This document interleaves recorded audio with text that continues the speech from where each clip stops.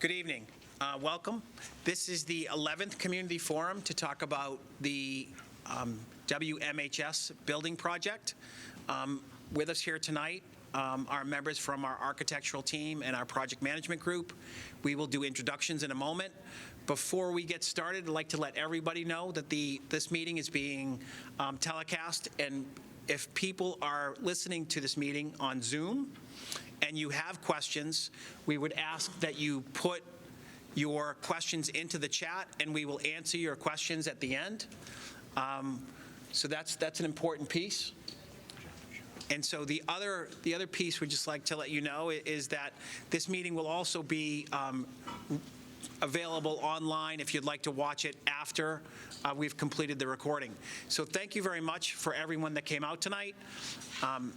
So I'd like to start off. Your projector shut off for some reason. Okay. We're just waiting for our projector to come back on. Just be one moment. So before we started, so we could do introductions at this point. I'm Doug Lyons. I'm the superintendent of schools. Steve Mayo, Town Administrator. I'm Tim O'Brien, Director of Facilities for Wakefield Public Schools. Brian Black, Architect with SMMA.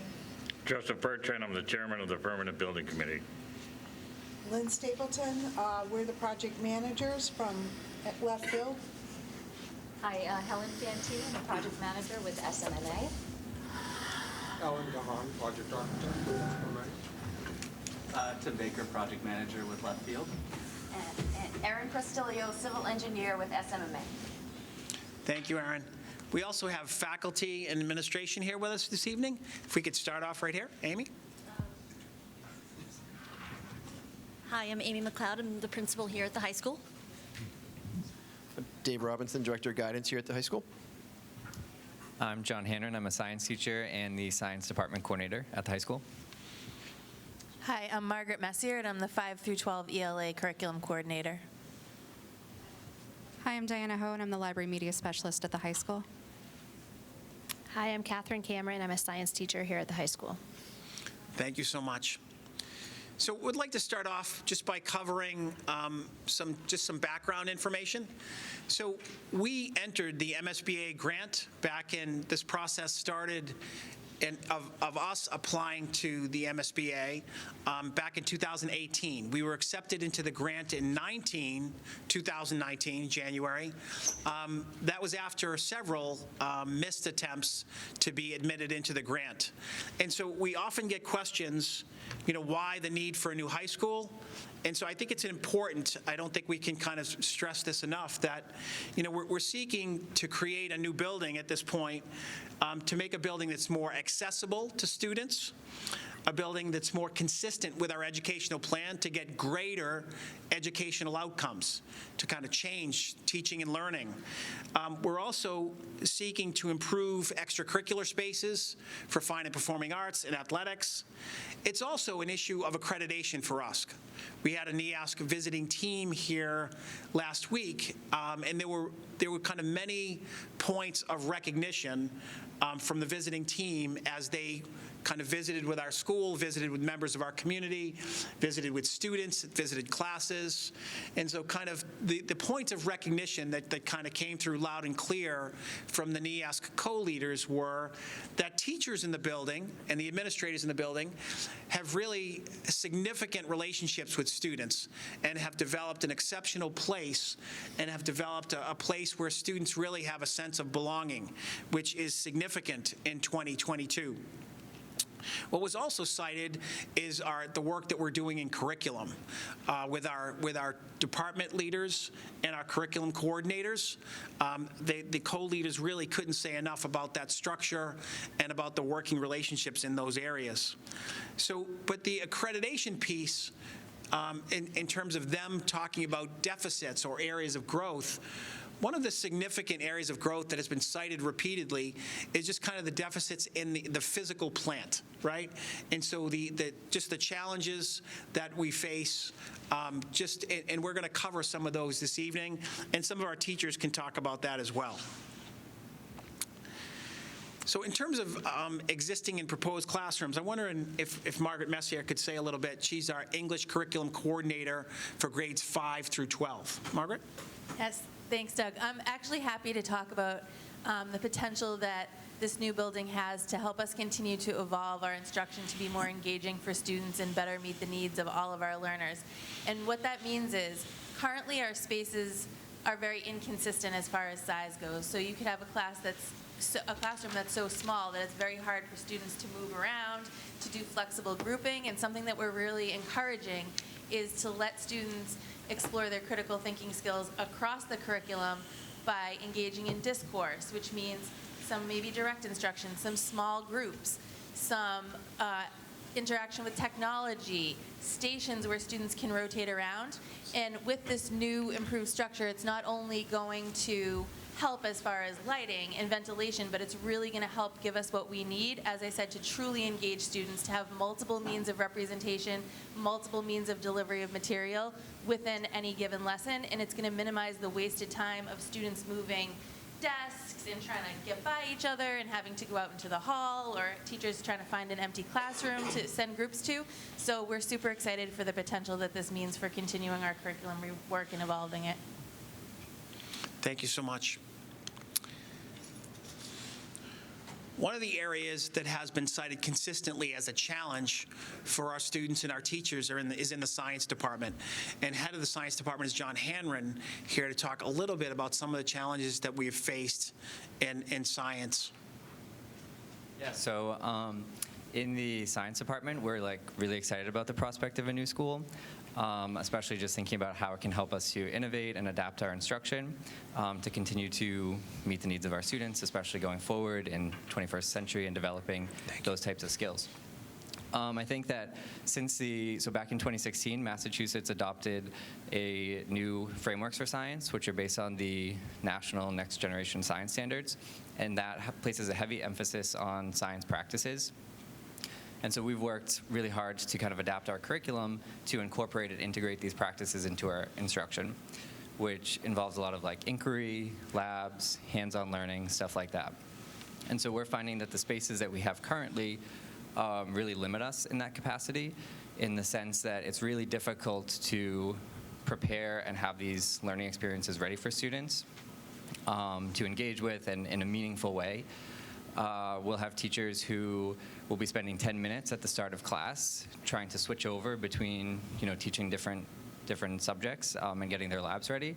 And so it's leading to a loss of instructional time on learning. And so we're really, really excited about what flexible spaces can offer for us and what that means for science instruction going forward. Thank you, John. Next, in terms of our library media spaces, in most schools, library media is kind of the center of the school. Library media spaces are kind of the hub by which everything rotates. And so we happen to have an exceptional library media specialist here in this building that is really doing remarkable things with really limited space and limited resources. In the educational plan that we produced for MSBA, they took this and they have asked if they could use what we've produced in our educational plan as a model. Kind of the architect of that plan is Diana Ho, our high school library media specialist. Diana, do you want to talk a little bit about the library media space? Thanks, Doug. To echo what Doug just said, we've worked really hard over the course of the last 10 years to improve services and resources in our library space. We've also worked with our room to try and make the best of it. However, the structure of our library is an impediment to our practice and to the services that we're able to provide to the students. The library is uncomfortable.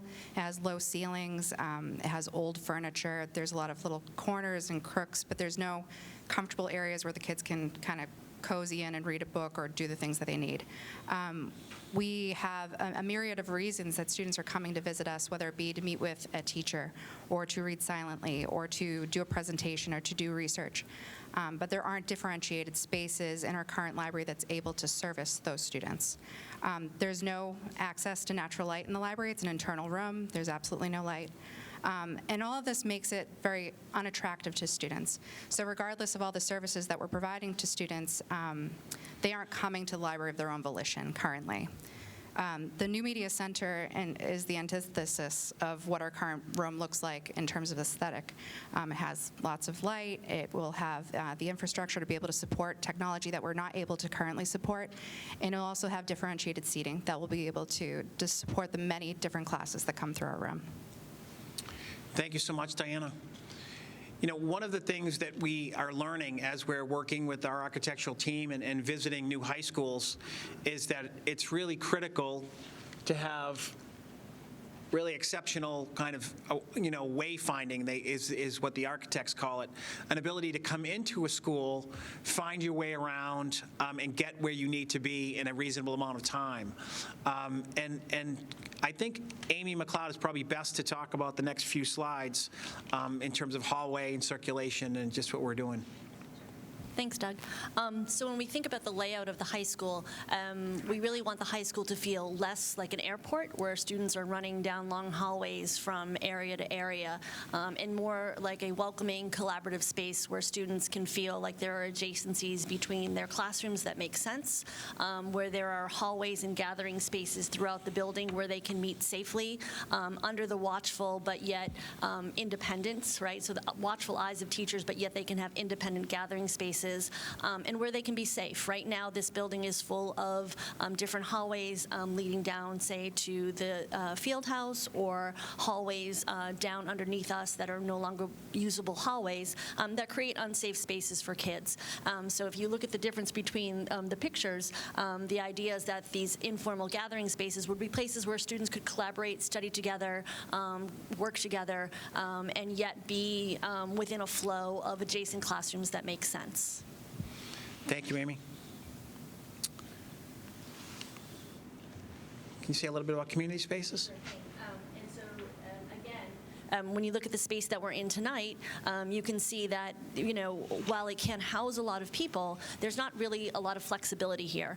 And in a modern high school, you want to have a gathering space where you can use spaces like this for different reasons. You want students to come in here to be able to work for clubs and activities after school.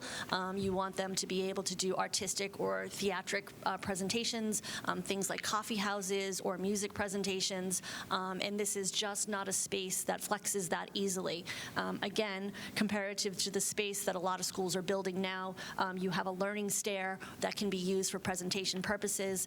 It also creates a nice space during the day where students who have trouble sitting in a room like this, for those of you who are parents and who have children who can't sit in a large, noisy room, a build-out like that would provide small spaces, again, where students could sit quietly, eat their lunch, work independently, but again, be around administrators who have an eye on them, and they're near central offices so that it's more centrally located.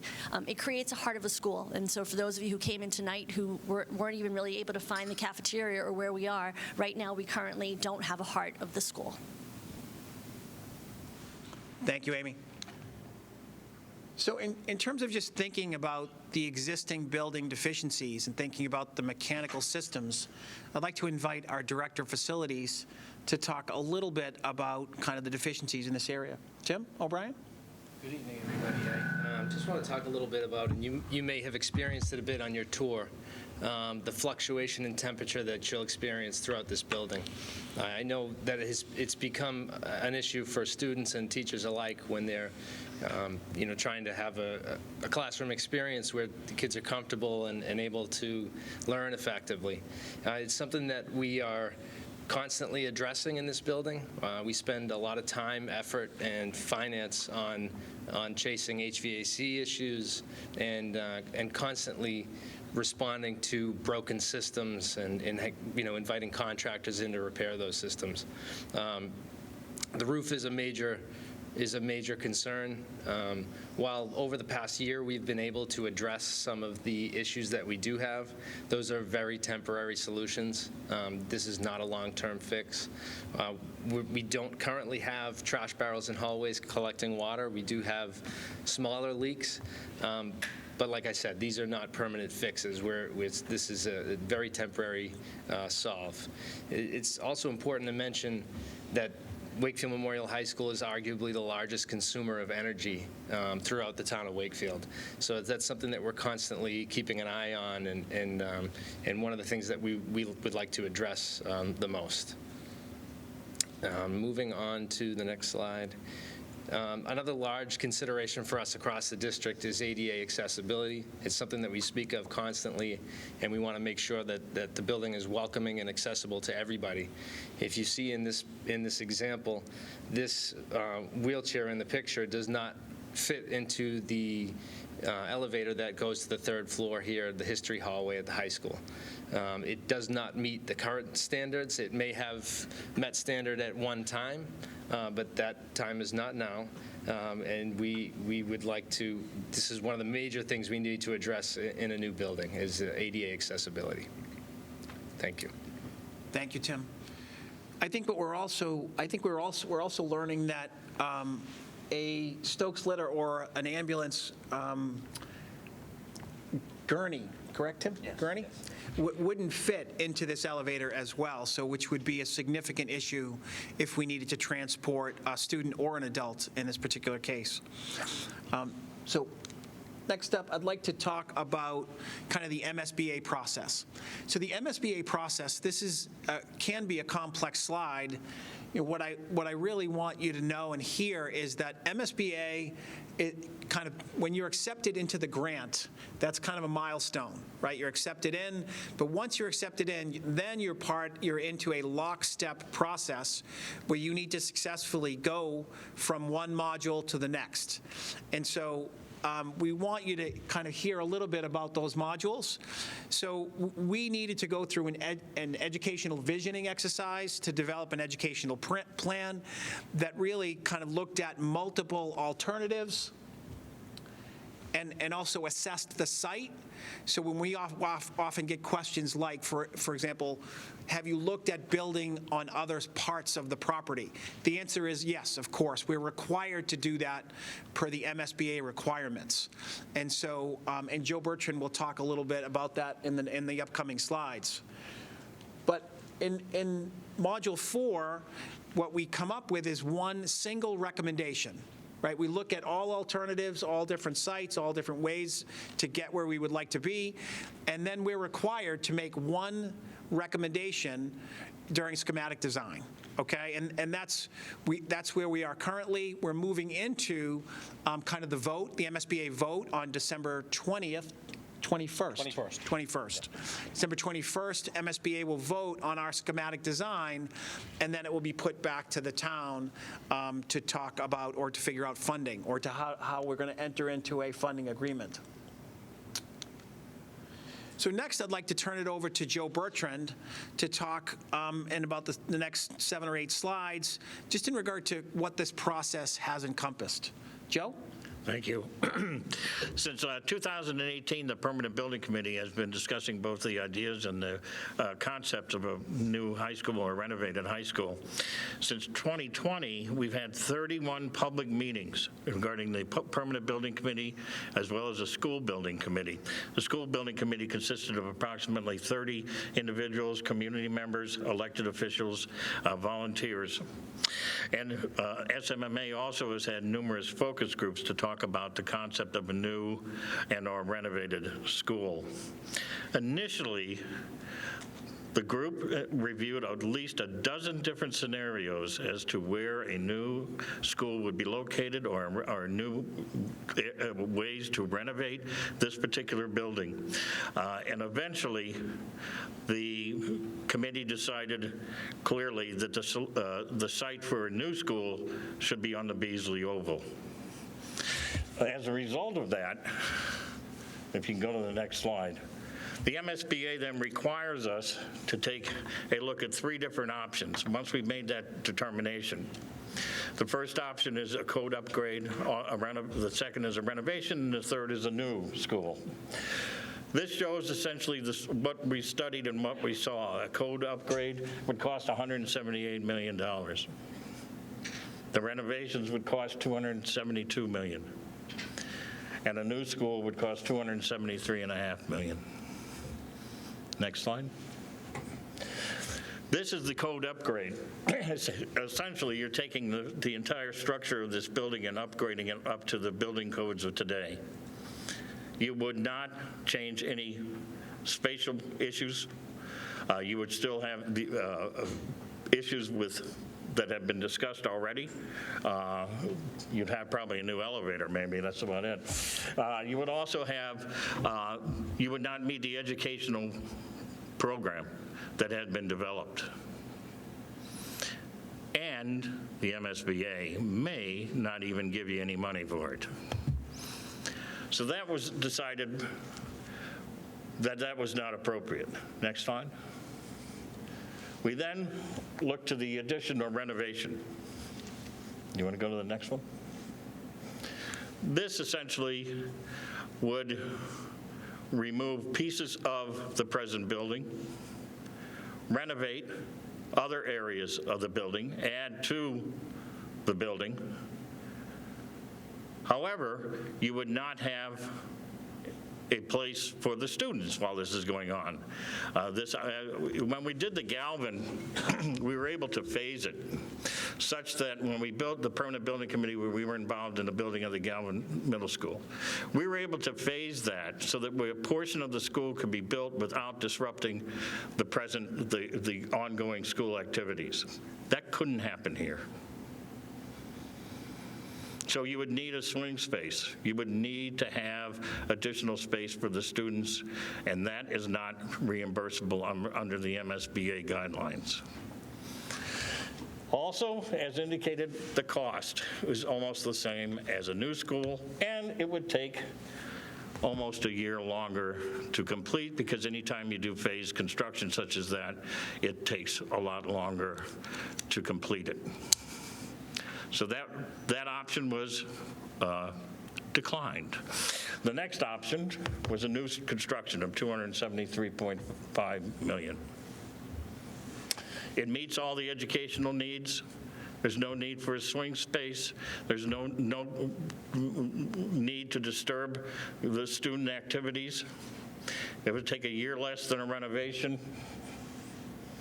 And as indicated there, on April 28, 2022, we voted that this is the preferred option, and that preferred option then went on to the next part of the MSBA program. Okay. Next slide. Thank you, Joe. And so some of the features of the proposed new construction is really, we're looking at kind of meeting the needs of our educational plan. We're looking at developing spaces that are better organized and more accessible, and with better adjacencies, with better available technology. And also we're looking at kind of enhancing or improving special education and counseling spaces. I'm off a slide here. Sorry about that. And we're looking at developing community spaces that are more available to the community. So you can see in the construction, for example, of the Galvin, you can see how much Galvin has become kind of a vital part of all the things that are happening in our community.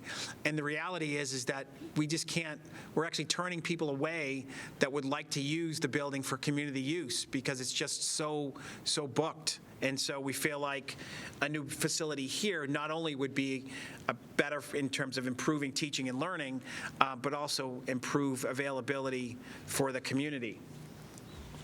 So the proposed project is to add, it's a 259,000 square foot design. And so the existing building that we're in is 250,000 square feet. So it's about a 3.7% increase with really more effective use of spaces, right? There'll be more opportunities to meet the needs of students in any number of different areas, including special education and adaptive physical education, to mention a few. Next slide, please. So it also improves the core academic, special education, art, and music spaces. And so we should have included athletics on here as well. So an important thing to note is, like MSBA has guidelines in terms of what new projects should entail, they also give us guidance in terms of limiting, what are the do's and don'ts? What can't you do? And so in the process of talking about what we would like and what we would need, we've things that are kind of left on the cutting room floor, if you will, are additional classroom spaces. We wanted additional storage spaces in athletics, fine and performing arts. We had talked initially about an indoor track, which was not accepted by MSBA. We looked at an 8-lane outdoor track, and that was just really not doable and not consistent with the financial structure that we had in place. In an initial design, we had a black box theater and a performing arts center. The black box theater was eliminated, and we had really thought hard about just moving kind of the naming rights to respect all the work that's been done in kind of getting the black box theater in place, but renaming our new fine and performing arts center, the Savings Bank Performing Arts Center. And so we've also kind of left the kind of a theatrical scene shop that was asked for on the cutting room floor. Next slide. So I'd like to turn it over to Lynn to talk about the schedule, because this is we often get questions about the schedule, and I think Lynn is the perfect person to speak to this. Hi, so we are at the end of the planning phases. We completed the schematic design and submitted it to MSBA on October 27th.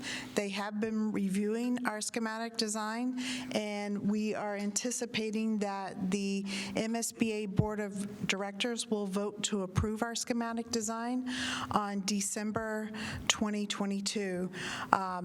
Once they approve it, it will go into a 120-day time frame in which the town has to approve the project from their side, both approving the school as well as approving funding for the school. And to that regard, we have established tentatively the January 28th, 2023 as the special town meeting with, and if that passes, it has to pass by a 2/3 majority.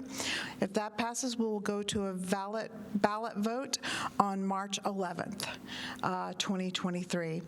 And if both of those votes pass, we will then move into what we call detailed design and construction documents.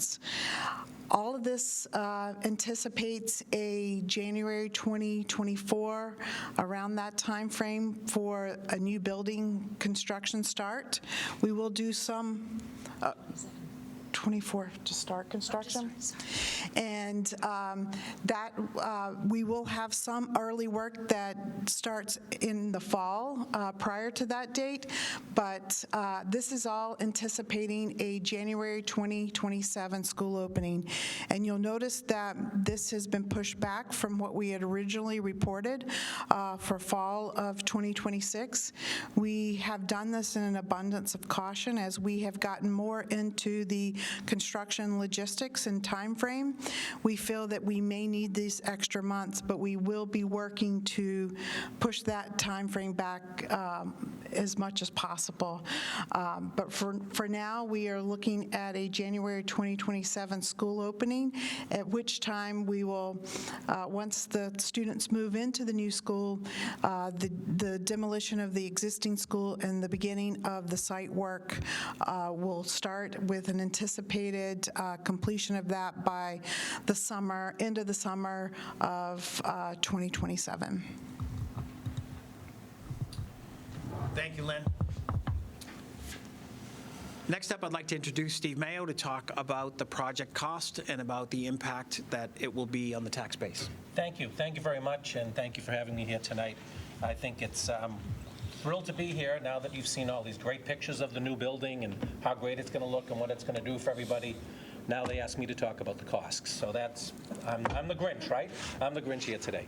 But let me tell you what we know today. We do know, and we all know this from our daily lives, that there have been quite an escalation in construction costs across the state, across the country, across the world. Okay, so we are in that genre right now, and our team has taken that into account and estimated on a number of different levels and have come up with a total project cost, including all the site work and everything, of $273 million, 273 and a half.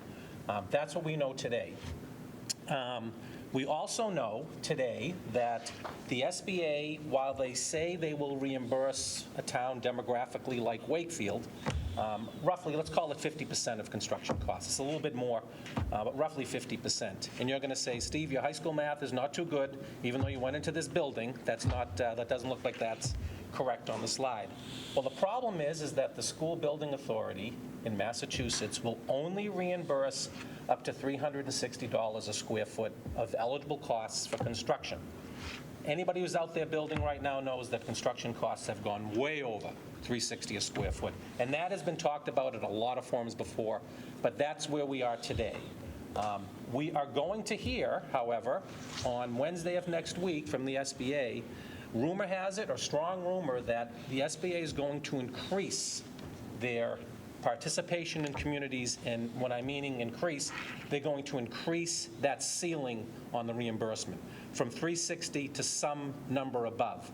Now, I'm hoping that it's way above, way above, I know as Dr. Lyons is, but we won't know until Wednesday. We'll have an idea. So based on what we know today, I'm using the figures that we know today, so I'm thinking they're only going to get better. So what we do is, I have our bond counsel run a scenario, and it's based on what would it be if we borrowed the $213 million at a rate in the future, and we know rates have gone up. I think they'll be down by the time we actually borrow, as does bond counsel. But we ran that and what that would cost over a 30-year period, just like a mortgage. So we're kind of doing a mortgage calculation. For those of you that are buying your first home or thinking of buying a new home, you do that, right? You do that all the time, right? You see what it's going to cost me. That's what we're doing here. So if you look at where you are in your home, what your home cost is, this is the effect it would be on your taxes per year. So if your home is valued at around $400,000, the impact to you, based on these numbers, and I really believe it's going to get better, would be $792 a year or $66 a month. And you can see how that escalates as your value goes up. This is based exactly on your property value. Can we go to the next slide, please? Of course. Thank you. So, and this will be for 30 years. So what's great about it is that over the 30-year period, if you stayed in your home all that time, your portion of this would actually go down. Well, you can say, how is it going to go down, Steve? It's going to go down because as the tax base increases, right, we're spreading that payment among the entire tax levy. So as that increases every year, new homes are built, new things are built, there are more things, then your percentage, your personal share goes down. So it will go down over the years. And although we have fiscal year 2024, that is not when these will start hitting people's tax bills. It'll be 25 or 26, and it will be phased in because we certainly can't spend, kind of like on a construction loan, you don't spend all that money at once, so you don't pay the interest all at once, so we'll phase that in. So based on all of those items here, as we go forward and different price points, that's where you're going to be. And if you're in the $400,000, $500,000 range and your cost will be a little lower than if you're living in $1 million home. And it shows on the slide here. Next slide. I think that's the... Yes. So what I think is also very interesting is that when you look at houses in Wakefield, 68% of our houses are valued at a point where their cost would be, under the initial would be less than $1,000 a year. So when you look at how many households are in the $400,000 range, $500,000 range, you can add all those percentages up there, and 68% of us would be paying less than $1,000 a year under this scenario. And I do caution you that I'm hoping to come back at a future meeting and say, SBA came and raised that ceiling substantially, and these numbers are going to come down a little bit and make this much more palatable. I will say that having been through, I think this is maybe my fourth school now, Mr. Tabell, maybe fifth, at least my fourth school, is that I've never seen them go cheaper when you wait. So that's just one thing that I've experienced over the years. The Galvin, if we had done the Galvin 2 or 3 years earlier when we were able to get when we made a better pitch to the community and got it done, it would have come in at even lower. So that's kind of where we are today. I understand that people have questions on the numbers, and we're happy to talk about them. And I will tell you that the town of Wakefield has been great about passing really substantial tax relief for seniors that apply for the circuit breaker through the state, and it really will help people reduce their taxes to offset the effect of this. But it is an exciting project, and I'm sorry that SBA hasn't already met, because we'll have much better numbers for you in 7 days. But we'll have another meeting by then. Thank you so much. So in addition to this meeting being recorded this evening, all of this information will be available on the website that's noted at the top of this slide. And so, Lynn, can you talk a little bit about the website? Yes. The website is set up to allow you to find all of the presentations that we have had throughout the course of the project, as well as recordings and any submissions that we have made to MSBA, as well as schedule and where we are in the schedule. But also, there's some frequently asked questions that we've tried to, as people have asked them, we've tried to answer them and put them on the website. But also under this frequently asked question tab, if you were to click on that, next slide, and go down to the question 18, what will be my increase in property tax, and click on that, you will get the estimated tax impact calculator, and you can enter the assessed value of your property, and it will calculate what your anticipated tax impact will be. Comment on the 23.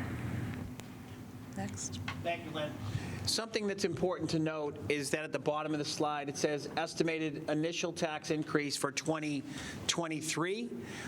This will not impact the 2023, and likely it won't impact the 2024 tax base.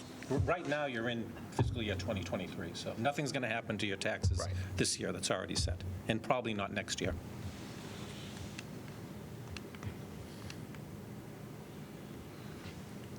And this is a picture of the architect's rendering. You can see the Woodville School on the side. I'm happy to answer any questions that anyone might have. There's a microphone right behind you, if you'd like to step to the mic. Do I need to identify myself? Kathleen Scharf, 69 Pleasant Street, Wakefield. How does this project embody the use of alternative sources of energy, the goals that are embodied in Massachusetts legislation around energy issues, which would, including but probably not limited to solar, any other kinds of energy that can be something other than the vast amount of gas and electricity that's being used in the school now. Obviously, when you insulate and use better windows, that has a huge impact. But how does this embody alternative sources of energy and also permeable pavement and landscaping choices? Thank you very much for your question. Helen can answer that for you. Start off, and I think there are a few more aspects that I will also pass the microphone down to my team members. So the great news is that this will be an all-electric building, the new building, and fossil fuel free. It's exciting also that your municipal electric and gas department, WMGLD, is building an energy park up Hemlock Road to help support both this project as well as the new Metro Tech project. They have promised, I know, to Northeast Metro Tech, and will for this project as well provide rooftop solar, EV charging, as well as emergency generator backup. So that's all exciting news. As you indicated, yes, of course, to meet the new energy codes that are coming into effect in 2023, this will be an incredibly well-insulated envelope, triple pane glazing. If that's the best way to start with energy efficiency is an effective envelope. And I know you asked about landscaping, and I don't know if Alan also has anything to add. No, you answered the question about the Okay. thermal envelope. Okay. She's civil, not landscape. Oh, okay. But the question was about landscaping choices or decisions, permeable paving, if any of that is planned at this point. Sure. Yep. No, we are lucky enough to be designing the site to comply with current regulations. So the site will meet all current Massachusetts stormwater management guidelines. Water quality will be improved, runoff will be reduced. We are going to be using porous materials to delineate, pedestrian areas, outdoor spaces like classrooms and gathering spaces for students in the community. We are going to be selecting native plantings to supplement and complement the site design that is proposed on the renderings. All of the pathways will be accessible up and around the building and beyond into the community on the streets. Do you have any other specific question? The parking lot, we are able to provide additional parking spaces, but again, the stormwater management system will be designed to, even though we're going to be potentially increasing impervious area of pavement that comes along with those additional parking spaces, we'll be providing stormwater management like infiltration areas, pervious pavement or pavers to offset the impacts of what that additional parking will be. We'll be providing bike racks for students who wish to bike to school, wide and accessible pathways for those students who walk to the school, promoting multimodal uses. We've surveyed students and teachers during the study and schematic design phases, looking to see if there's interest in alternative ways to get to the school, speaking to sustainability in the site design as well. Parking lot permeability, the answer actually is no. Parking lot itself, when I park my car, am I on permeable material? You may be. You may be. Yes, you may be. Yep. Thank you. Other questions? Hi, I'm Ira Sessions, 40 Richardson Street in Wakefield. First of all, I want to thank the teacher corps for coming and telling. I have elementary school kids. My kids go to the Woodville, so it's nice to see on the picture. And just thinking, it's so inspiring to know that you're thinking about how to educate our kids in the most optimal sense and thinking forward, 15 years or more into sort of what our kids are going to need. And so I just really want, and you're sharing that with the community, and I know you all have put a huge amount of time into this vision, and so I just want to thank you for sharing that with our community and just showing up and doing that for our kids. I have a lot of questions, so I might come back. My first question is, God forbid we vote no, which I recognize it's a big number and it's a risk. I want to go back to the number of the code update, right? So there's a number there of $173 million not reimbursable by the MSBA, but our building's not at code. So we're going to, is the sense that, if we don't fund this amazingness of this new school, we're still on the hook for $173 million, which is less than $213 million, but not that much. And so I think it would be helpful if I sort of knew, is that the scenario that we're in as a community? Because we need to be able to find at least the minimum to have a safe place for our kids to go.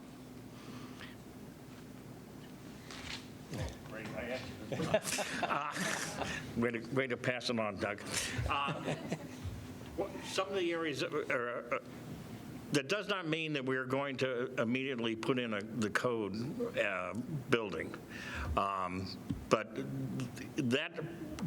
that is an exercise that the MSBA required us to do.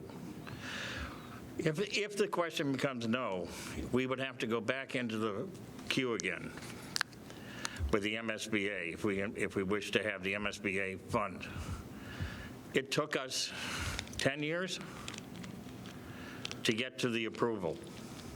It's taken us 3 years since the approval to get to where we are today. So that gives you an idea of what will happen if we intend to go through the MSBA with a no. There are, I don't know if that answers all of it. Like our building is not ADA compliant, and we're about to, there's accreditation issues, so it feels to me like there is some urgency already. So we would wait again 10 years? I guess I don't understand that part of the process. I can only relate to you what the MSBA process is. You obviously, there may be other options that are out there, but they'd have to be explored and dealt with, and once again, take a significant amount of time. I think the town would have to vote a new scope of work.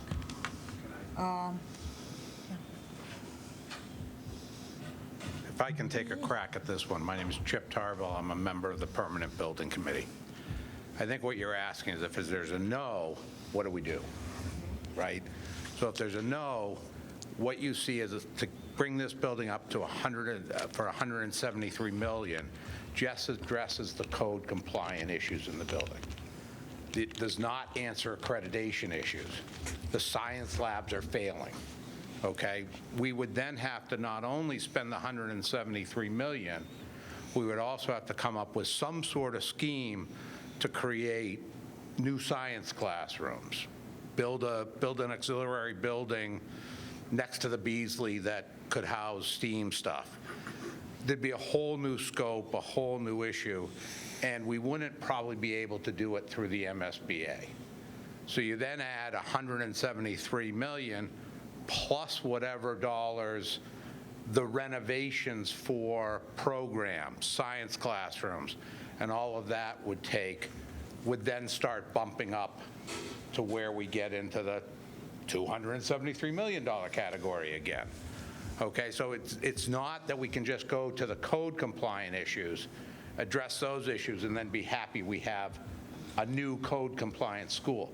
We've still met no educational plans. So I don't know what happens if we say no, right? From an accreditation standpoint, we do go back to the drawings board. We probably don't get MSBA funding of any sort, and I don't know what it would look like. But but there's a lot of renovation. We looked at it when we first got turned down. Help me, Steve, how many years ago? 10? Before Dr. Lyons, before Amy. About 8 years. Or more. And we looked at, okay, what happens if we don't go through the MSBA and we do some of these things, like we build a little wing for STEAM, and we try to renovate this area and the media center, and we try to open things up, and it just started to get stupid. Excuse me. It started to get infeasible, I think is the right word I was looking for. I'm not all that eloquent sometimes. But if you did any of the renovations, once you hit 30% of your assessed value of a building, the building code requires you to then do all the accessible. I asked, and I was able to get the assessment on the building today is $38.3 million. So if you spent $11.5 million on this building, you would then have to meet all the building codes, the accessibility codes. Yeah, I mean, so that is even a bigger reason why, if you go back, if it's no, it's going to be a lot more. It's going to be expensive. And we were doing these numbers 8 years ago. And, escalation doubled. To give you an idea, the public safety building that we're doing right now was $8 million. We turned it down. We're now building it for $13 million. That's what happened over 2 years. So, I'm hoping the numbers will come down in construction. We're hoping that Steve can pull some sort of miracle with the MSBA and get that bumped way up. Because it's not just us that are complaining to the MSBA. All the towns are in the same situation. So I don't know that we have a clear answer of if the answer is no. And I have to say that your town council, your school committee, our state delegation are all we're all together really working, Doug and I really working on the SBA to see what we can do to get that number up. And that is supposedly on the agenda for the 21st.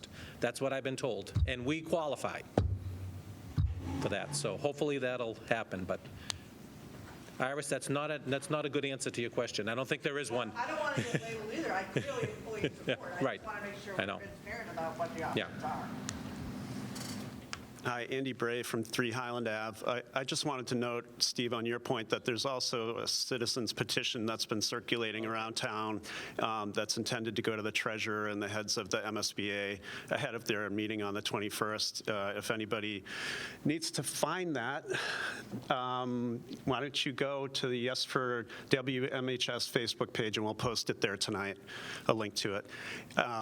I just also wanted to talk to this issue of the no to the project and then the no to the renovation that's going to follow that, because if we're not going to spend $217 million to build a new school, we're not going to spend $178 million to fix this school. So then it's kind of this diminishing returns sort of thing where our director of facilities is left to prioritize what's the worst thing that I have to deal with this year. And I'm going to go and I'm going to put in for a capital improvement project for that and 6 other things. And the capital improvement budget is what, $3 million a year?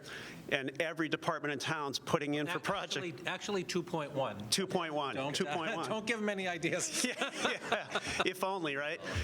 But you get the idea. The competition for that capital is just so huge. So how the heck are, Tim's probably going to spend $1 million in the next year just trying to keep this HVAC going. It's just, it does not work. So we have to build this school. We've also gotten questions about the accelerated repair program.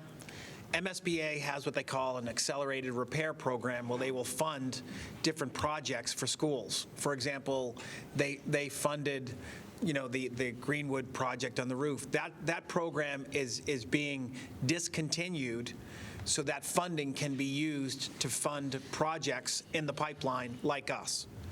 So as the state delegation is working with MSBA to increase kind of the funding for towns, right, that we're going to hear more about on December 21st, that those monies are coming from kind of the reallocation of funds and the reprioritization at MSBA.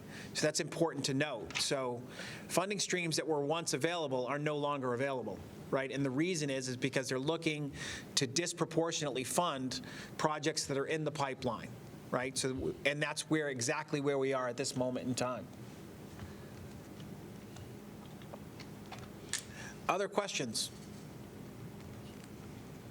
I have another one. Ask them all. My other one is on funding, and I know at town meeting recently, those who attended approved an expansion of some sort of the senior tax credit or so I'm wondering if you, Steve, can talk a little bit about that and what that means and how that might be applied to this program to alleviate some of the real concerns about the long-term cost. So what we've had this program in place for a few years now, and what it is that if you meet certain requirements, one of which is age, I think it's 62, you have to have been in Wakefield for 10 years, and you meet certain income requirements, and it's a single-family home, it's not a commercial building and things like that, and you live in it, the town of Wakefield will now match what you're getting from the state in the state circuit breaker. So what you do is you apply for the state, and that state circuit breaker is off of your income, not your home.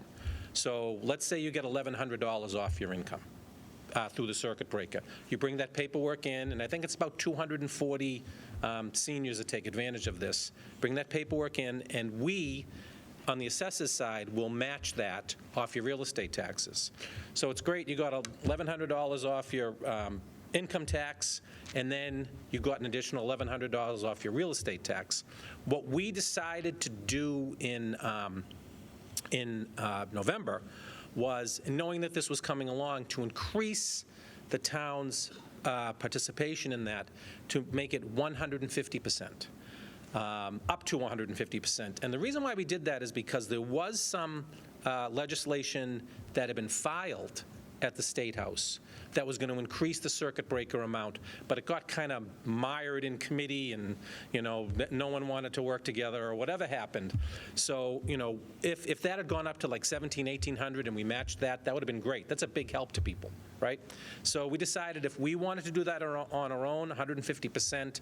So now that 1,100 off your income turned into, what's 50% of that? 1,800, roughly, 1,650. So that is, again, very helpful. I would say more, probably much more than the increase in your income tax would be, and your real estate tax would be from this project. And I got to say, it's one of the proudest moments we've had as being, in town government, is that it passes, unanimously, basically, because that extra tax, that covering those 240 families, okay?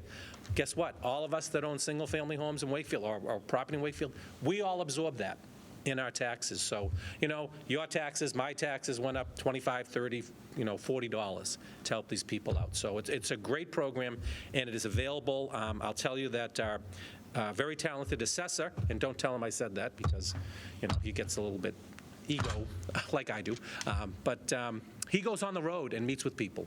And we've done seminars at the senior center. In fact, during COVID, we did one out on the common, and we had probably 20 seniors in the lounge chairs to talk about the program when we kicked it off. So it's a great program, and that's a real help to people. And it's available right now today, and we encourage people to come in, at the beginning of the tax year, fiscal year, and do it. So there's plenty of time for that before this takes effect. So thank you for the question. Other questions? Anyone via Zoom, Tim? Don't have any questions. Okay.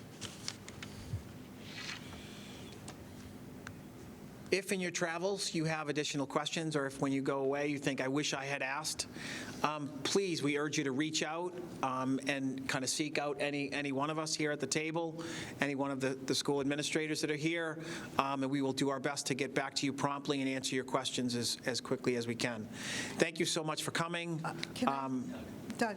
Yes. Also, on the project website, there is a place to ask questions, and we respond to those quickly as well. Can I ask one final one without Cindy? How sure are we on those dates of January 28th and March 11th? Those are the dates that I will be recommending. And Town Council will set the town meeting, and then we'll set the town meeting and positive vote at town meeting.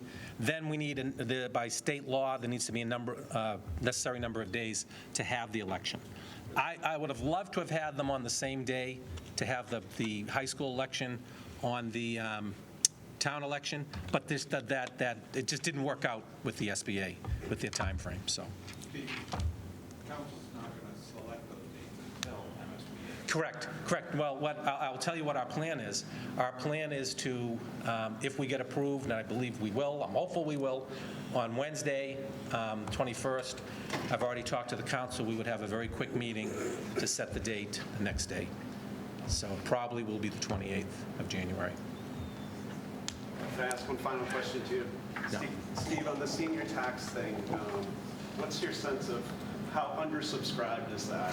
This 240 families doesn't sound like.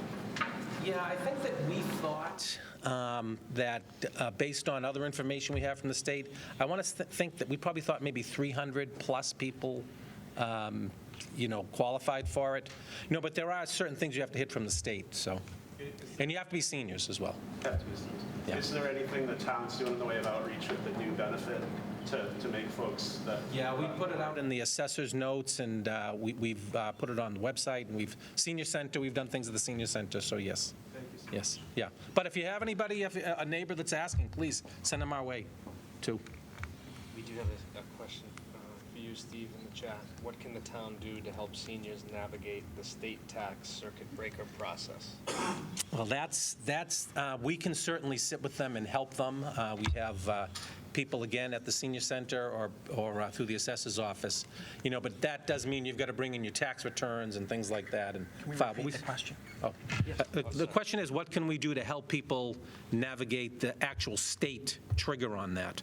And they can certainly come in and they can call my office, actually, and I'll set them up, because we're actually helping people fill out qualifying for the oil and for the heating issues through Leo and through the state, the LIHEAP program. We're helping with that, so we can help with this as well. Absolutely. We have another question in the chat. I'm thinking this one might be for Lynn. It's in regards to construction costs. Do you expect the projected construction costs to decrease with inflation dropping, or are we locked into current level construction costs? Can I ask you to just repeat the question? Sure. And to use the mic, please? Of course. Do you expect the projected construction costs to decrease with inflation dropping, or are we locked into current level construction costs? In the past, whenever we've had a recession, prices typically level off, and they level off for some period of time, but they have never trended downward when we hit times like we are currently in. So I do expect them to level off, but I don't expect them to go down. We did have I don't know if you want to show one of the slides we had in the background. Yeah.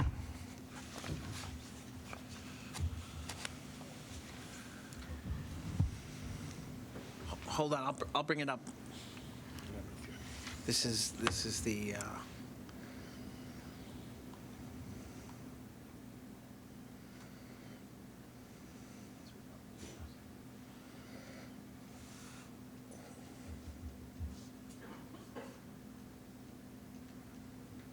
right here, Ellen? No, there's another one that shows over a 15-year time frame.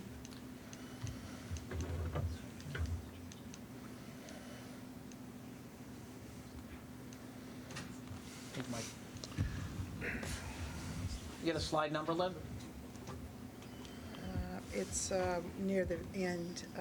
I don't, Sure, that's right. just, you're getting close. I'm getting close. There. There it is.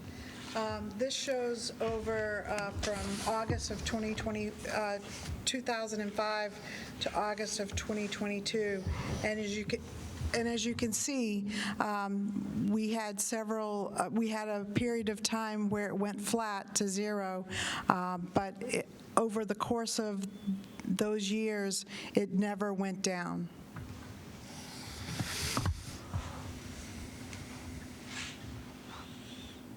Thank you.